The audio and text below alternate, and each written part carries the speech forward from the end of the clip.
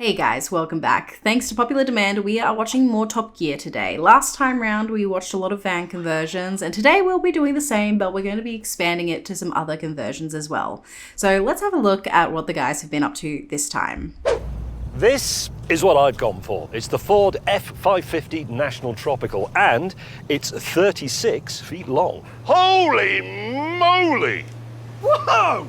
Yes, welcome to the Rack and Pinion. What will it be? I'm in a Oh my god! He has literally converted this to make it look like a bar. Like, I can actually imagine, like, you know, when I went to England, this is what a bar would look like pretty much. It's like almost gentleman club-esque, a little bit like musky sort of feeling. He's got a leather couch in there, darts, all you need really. I'm staggered. It's got peanuts on the wall, terrible pictures. Yes, This is fabulous. I know. Warm brown beer. Yep. Would you like a glass of Lady Petrol? Is that rosé? Lady Yes. Petrol? I've equipped it with your favourite drink. What's that? That's for you. Rummy's Ruin? It's gin. Have you remembered to ensure there are sufficient urine traces in the peanuts? Yes, I urinated on them myself. Can I just ask, why have you got a drawing of 3 stroke victims on the wall? That's us.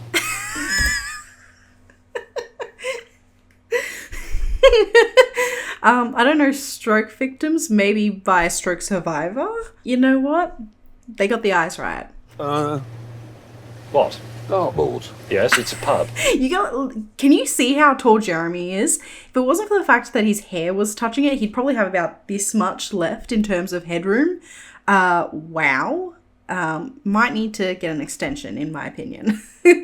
This is a traditional pub. This is what they look like. This It- is great. it's It actually a works. very We're already traditional pub. talking pub bollocks. James, it's my job to ridicule you, obviously. But I can't, because apart from the dartboard, you've done an incredible job. Thank you. But it isn't quite as incredible as the job I've done. Okay, really quickly, let's just discuss his space because I think he's done a really good job at figuring out the minute details that are in a typical traditional English pub. Now, one of the ones that you may have noticed is the embossment on the ceiling. So usually you have this like plated metal sort of sheet and you put that onto the ceiling. These days you can obviously get it in plastic and you can get it a lot cheaper. But usually they're like squares about this big. And he's actually got that, which I think is a really good, just like subtle nod to, hey, I actually pick up on the details of the typical pub. Now, the other thing as well is that he's got quite a bit of pattern going on. These days, when you go to a gentrified pub, they usually don't have as much pattern. Usually it'll be maybe like stripes or like very small dots or something. But the typical pub usually had like the fleur de lis or something that was a bit more florally looking. I'm actually really surprised because that's exactly what a historical designer would probably come up with. Like, just make the lamp life size and you've pretty much got a perfect pub. I am very, very proud of James, but as you guys know, he's my favorite. So of course I appreciate him a little too much. Let's see what Jeremy's gotten up to. Wow. I've gone, as you can see, for a nautical theme. In the desert. Yes, It is bear with me. nautical. Two-tone paintwork, obviously. Jet ski on the back. And then, up on the top, and this really is the pièce de résistance, the flying bridge. What, so you can drive it from outside? Why would you not do that? Because you built it. I hate jet skis, by the way. Right, boots are off. Whoa! What? Is this all bathroom? Yes, obviously, with lavatory. What? Shower here, tiled, as you can see. Tasteful. Sink unit, vanity mirror, restrained. And just pop this open, like so. Wow. Lower the flap, which means that in the morning I can sit down and I can see the pub. I can see that. As we know, luxury is defined by light and space. So this is a luxurious pub. Correct. And also, look, this is not some camping lavatory where you defecate on a piece of plastic. Observe. That's a proper thing. Well, where does that go? Underneath the RV. What, like a tank or something? No, underneath the RV. Well, you're going to drive off in your bathroom, leaving behind a mound of turds. Yes. Where are you going to sleep? Here. This is the exact same width as my forearm. Oh, yes. Well, that's more of a cupboard, really, isn't it? I think the really funny thing is that he hasn't really changed design-wise with this particular space in comparison to the Burma special. That was in my last video, so feel free to check that out. But in that last video, everything was all white as well. I don't know what it is with him and insane asylums. Maybe he's just showing his inner self-thoughts, but why is it all white? It's so, like, flat. And I think the fact that it's entirely a bathroom isn't the thing that bothers me. The thing that's bothering me is just that it's all flat white.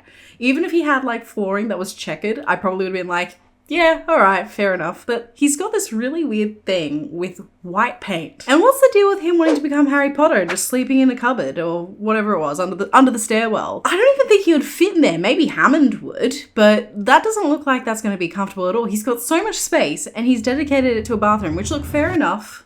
I think one of the hardest things when you are on the road is getting a good bathroom. And when I've done my van life and everything, obviously mine does not have a loo at all, so I'd always have to go to the public restroom or to the Macca's or something like that. But to have it all completely dedicated, it's a bit weird. And it means that he's stinking out the entire space as well, because he doesn't have any sectional divide or a proper door to close off. I suppose he's got the giant window, so maybe it's okay. But yeah, Jeremy, when will you learn? Right, Hammond. Yes. Where's yours? Over there. What, behind the lorry? No, it is the lorry, that's it. That's not an RV. Yeah, it is. Look, it's big. I can sleep on it, and it's got a bike on the back. That's a recreational vehicle right there. This we have got to see, May.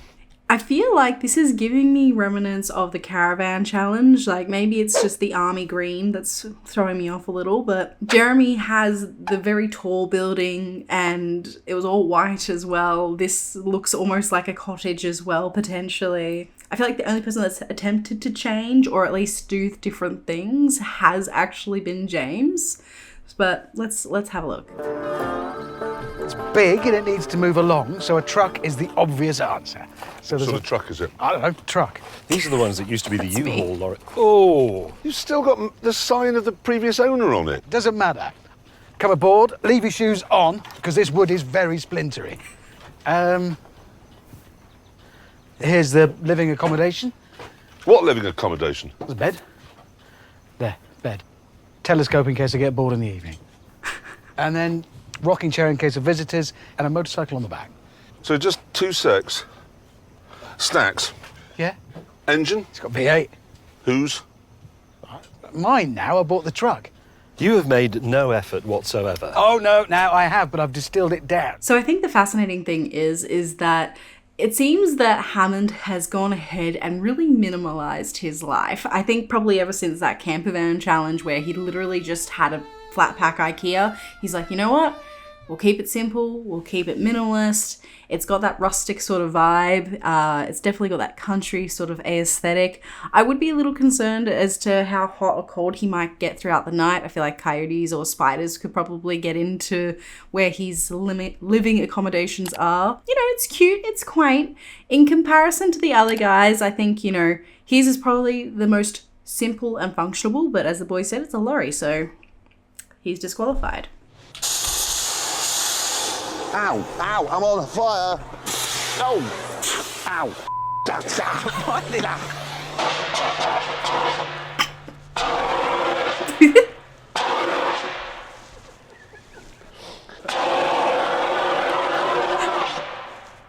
Oh, for God's sake!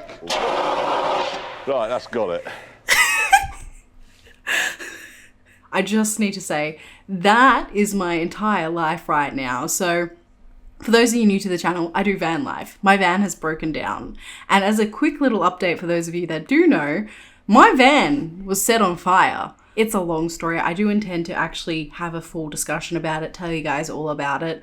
But it literally set itself on fire. And yeah, we had the extinguisher out and I swear it like took 5 times to... It was literally that. And yeah, it was a bit scary, admittedly. It's fine.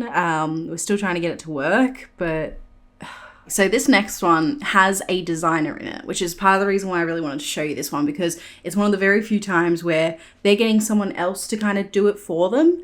And Jeremy has a very interesting discussion with the designer that I want to show you guys and kind of just talk a little bit about as well, just from my perspective as a designer. It's not quite what I want. So what do you want? I want it to be like my house. Is your house very stylish? No. I mean, you can mark, okay, and you probably will. Instead of normal seats, wing-back chairs. I want a stone flag floor. Why not have a wood-burning stove? Yes. Quaint my ride. I love the idea that he has. Like, it's almost like he planned the fact that there are people out there that do some really crazy van conversions these days, and they do quaint their ride. They actually add personality to the space. It's no longer about functionality, it's also about the design elements and what it looks like and how it feels like you're transported somewhere. So I love his idea. She didn't look all that on board with it, but let's see what Marie thinks and what she came up with. It quickly became apparent that Marie had completely ignored my ideas and designed a vodka bar. This is what I have. I'm offended. I'm sorry. Okay, I'm gonna go on a mini rant here right now. So as a designer, my job is to make sure that you like your space. He said, I want it to be like my house. I want it to have, you know, the Flagstaff flooring. I want it to have wingback chairs. What is this? This looks like what Tesla wants to look like. It's like this 80s kind of eggshell vibe that has this futuristic sort of aspect to it. He doesn't want that. Like, when you're a designer, you're not designing for yourself. Obviously, you can have very specific design styles, and then usually a person will come to you because they like your design style, don't know how to do it themselves.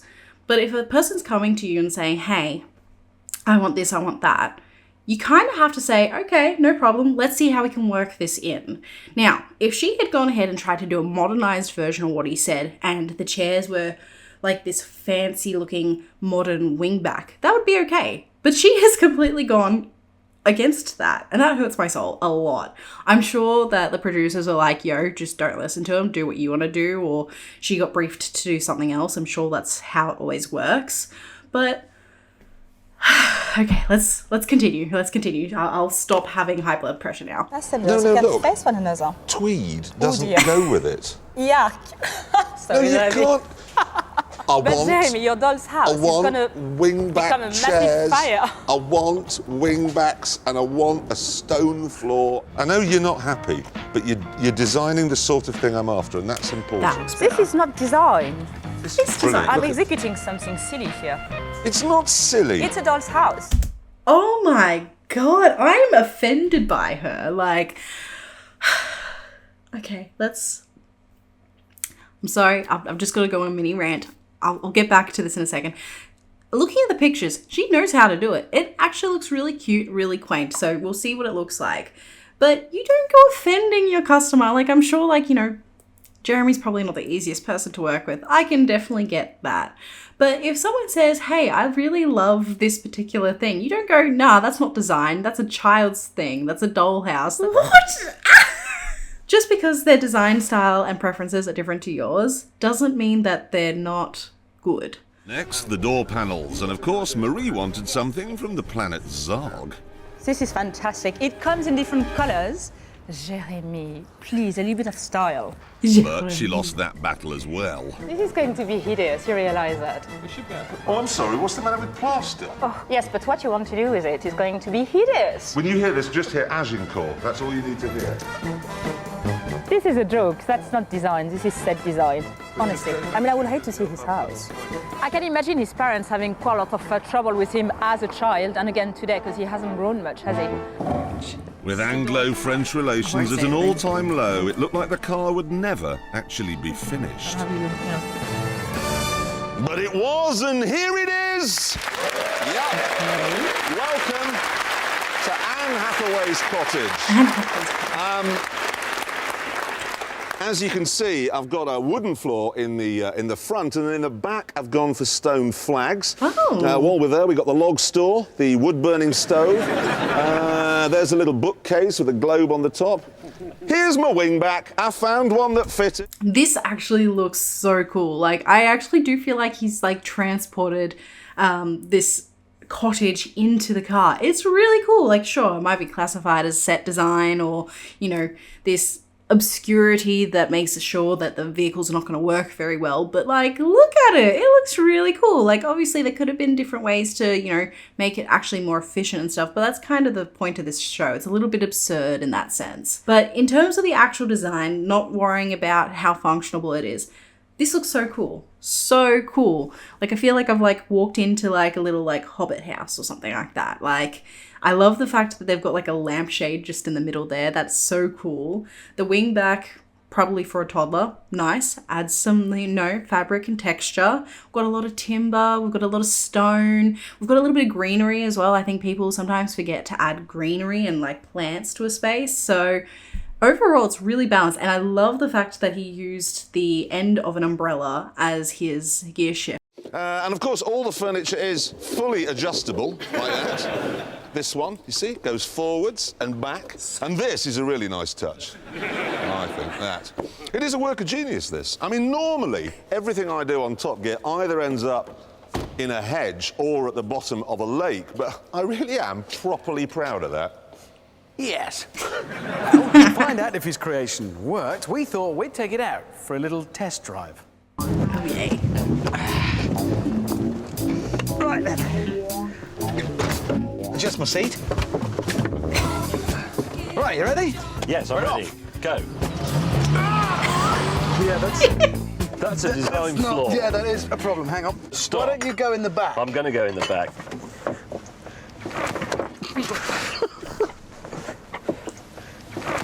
Now, obviously, Jeremy had added quite a lot of weight to the car. So how would it affect performance? So this was a 2.8 litre, 6-cylinder, 0 to 60, about 11 seconds. With a concrete floor and floorboards on top of that, it's going to take longer than that. Well, I brought a stopwatch. 3, Yes. 2, Yes. 1, Yes. go! Plant pots are over. Yeah. Flower arrangement sliding backwards quickly. My globe, my pots, my plants. We're approaching 35 miles an hour. This is the fastest Anne Hathaway's cottage has ever been. 43 miles an hour. Good, yes. If this gets any slower, we'll have to redecorate. It'll have gone out of fashion. No! What? The chimney's fallen off. You're joking! Keep going. I am! 56 miles an hour. Hold on! 59! 60 miles an hour! 35.4 seconds. I'm gonna have to brake fairly firm! Whoa! So what did we learn today? The guys like to stick with what they know. Aside from James, I feel like he's probably made the most progress in comparison to our last video. I would have been really happy, especially with that first vehicle that we saw, if he had made it like this Anne Hathaway sort of edition. It would have been so cool to see that on a larger scale and have it very similar sort of vibe and aesthetic to James's, but of course, no. That was just not meant to be. But alas, that's all good. Let me know which one was your favorite in the comments below. I'll see you in our next adventure. Bye, guys.